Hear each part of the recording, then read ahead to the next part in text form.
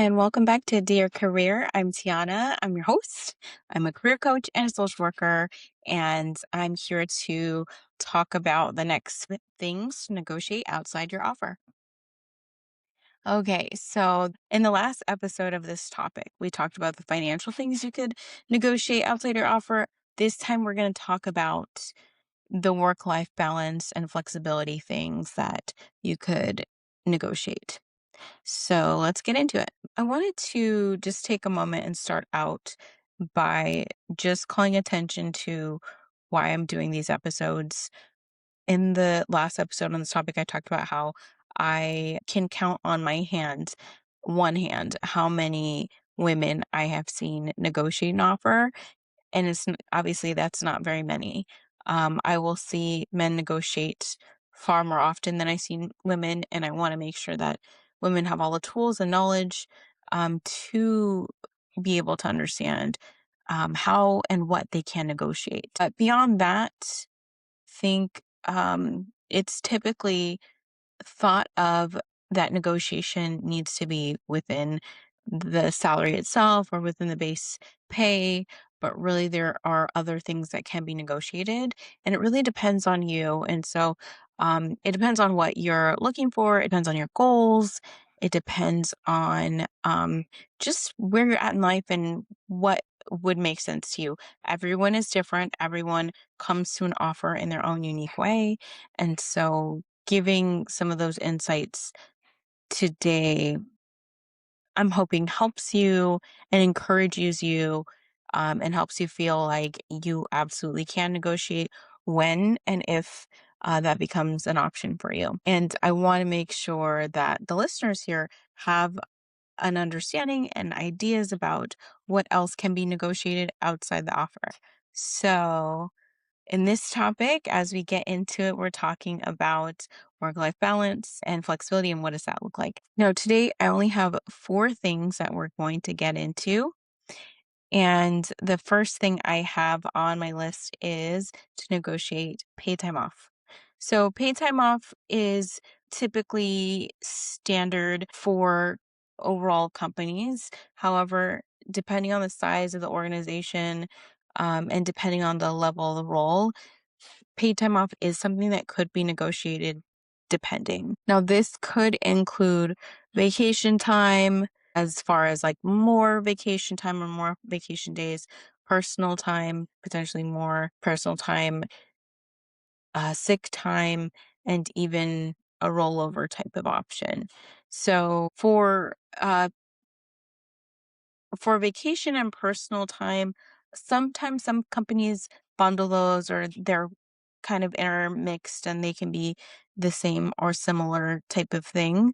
A sick time, there is, depending on where you're at legally, the company has to offer you, depending on the size of the company, but they will have to offer you a specific amount of sick time, depending on the size of how many employees they have and what state that the company is in.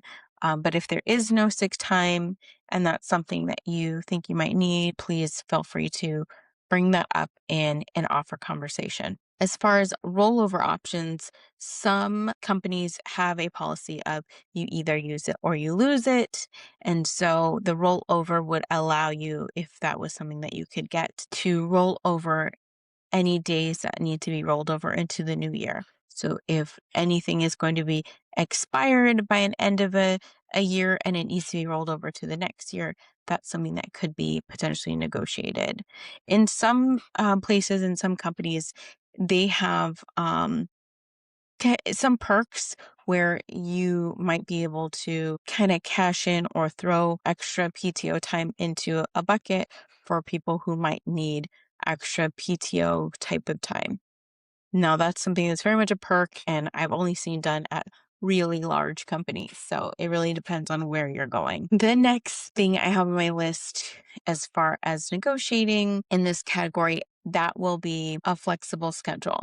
Most workplaces have a specific schedule that they need followed depending on what it is that their client bases or their customer bases.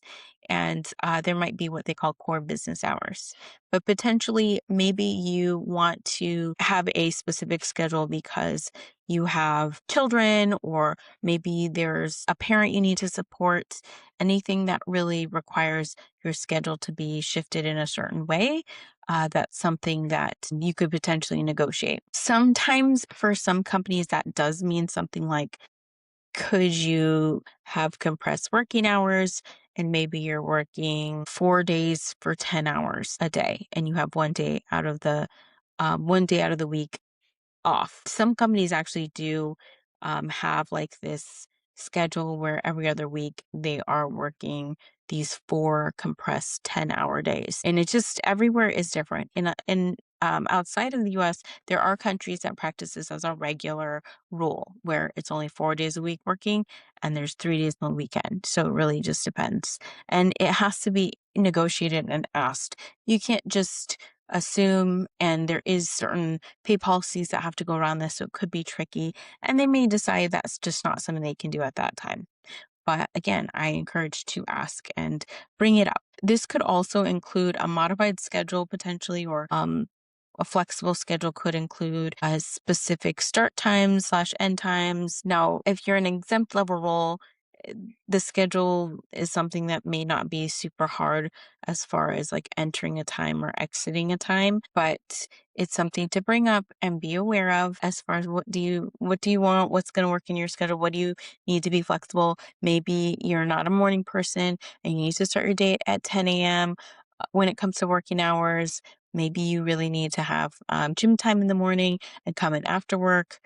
That could be something that you're set as a flexible schedule to start your shift at 10 or later in the day. Whatever that modified schedule is that you're looking for, again, it just needs to be something that you're bringing up and asking to see if it can be part of the negotiation in your offer process. Now, this next one I have is coming to be a bit more common, as some places have decided they're no longer going to be remote.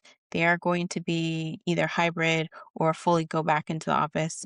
Now, it just depends on what is needed for the company that you are receiving an offer from, and it depends on the kind of industry it is. Some places in healthcare really need in-person type of structures, as well as education may need in-person type of setups. So just be aware that there are some limitations to this, but a remote hybrid work schedule is something that you could potentially negotiate. And this would be something like defining your true work from home days. If they are saying that it's a hybrid schedule and there's not specific days that they want people to be in the office, what does that look like to you? Can you get that in writing? But with all of these things, you want to make sure whatever you're negotiating, it's something that can be in writing and set up by the company on their end. So they should be putting this in your offer before they're sending it out, or putting something in writing so that you have a copy saying that the company signed off on this and the company agreed to this and the company saying, yes, you're good to go. Now that more teams are going into the office and more individuals are being asked to not work remotely, this is something that can be brought up, especially if you need some of that work-life balance. Like I've said before, I'm here in LA, so driving that traffic is not that fun, and it can really impede on the mental capacity in the workplace, and it can impede on being able to focus. If you know that's going to be impacting you, then I would highly encourage to see if you can negotiate either remote days or hybrid schedule, something that's set in stone. Okay, my last thing to negotiate when it comes to work-life balance is going to be a sabbatical. And that's something that not all workplaces are going to allow. It really depends on the industry. It depends on your company and organization. I think traditionally it's thought a sabbatical can only be taken in an educational environment, but that's not necessarily true. A lot of educational environments also have research type of areas, so a sabbatical could match that. A sabbatical can be taken in healthcare. It just depends on what kind of industry you're in.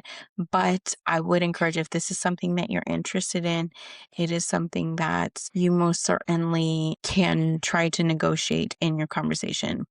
Now, a sabbatical is going to be different from a leave of absence, but if you are family planning and you're aware that the company doesn't have any kind of leave of absence policy, you may want to consider how can you negotiate a leave of absence as part of the offer process, especially if you know that's something that's going to be on your radar and you want to try to make sure that you have something coordinated or structured in writing. If the company is really small and they just are starting out, or they're a startup, they may not have these policies set up or structured right away. So having something squared away that is pre-approved is something that is really important.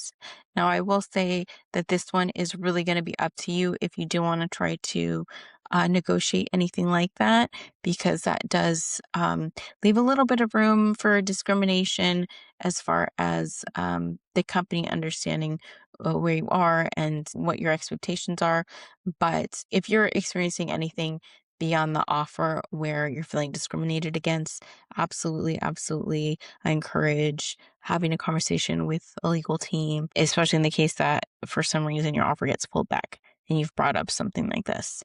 So remember that this is the part where there's a lot of power in your hands. So please be aware of that. But also, there are laws for a reason. And depending on, again, your country, where you're at, what is the law, what is common practice, and what's required during this part of the offer process might be really important to seeing how you're being handled in this step. Okay, so those are my 4 things to negotiate outside your offer. In the work-life balance perspective, please let me know if any of these things are things that you've thought of negotiating, and what did you decide to do? Did you negotiate any of these things during your offer process? Remember, feel free to share some things in the comments, either on the YouTube or even going onto Instagram and sharing your thoughts there. Would love that. I would love to engage with you there. I'd love to hear your stories. Let me know if this helped. I'm excited to get into the next one when we are there. But until then, I'm Tiana. I'm a career coach. I'm your social worker, and I'm here to help on your career journey. So I will see you in the next one.